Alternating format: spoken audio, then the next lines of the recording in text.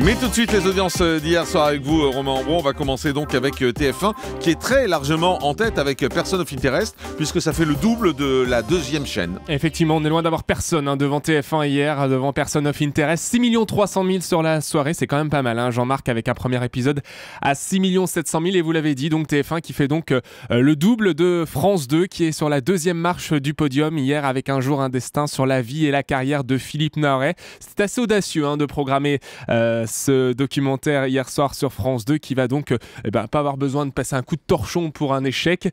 Pratiquement 3 millions de téléspectateurs hier devant la 2. La troisième place, elle est disputée entre France 3 et M6, mais c'est bel et bien M6 qui est sur la troisième marche du podium, avec la fin des auditions de La France a un incroyable talent avant le début des demi-finales la semaine prochaine.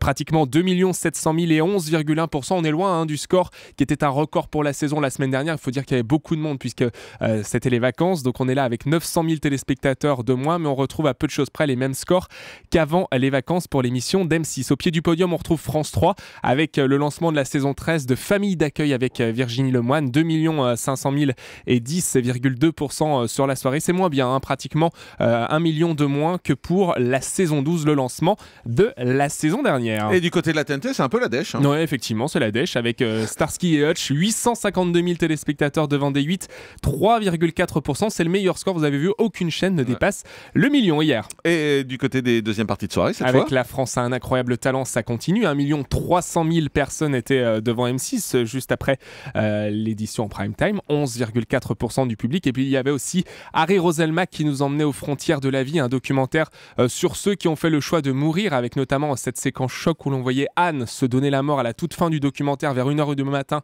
Vous l'entendrez dans quelques instants dans le zapping. Pratiquement 1 300 000 téléspectateurs sont restés jusqu'à 1h du matin. Il faut dire que ça commençait très tard, 23h30, 18,6% du public. Et certains internautes, Jean-Marc, qui ont remarqué que cette séquence justement où Anne se donnait la mort était enchaînée juste après avec un épisode des Experts qui commençait par l'injection létale d'un condamné à mort. Donc voilà, un documentaire juste après la fiction avec les Experts. Donc certains se sont amusés de cette programmation, c'est vrai, qui n'était pas forcément glorieuse sur ce coup-là. Voilà, et du côté des access, il faut noter que Money Drop est à 4,3 millions.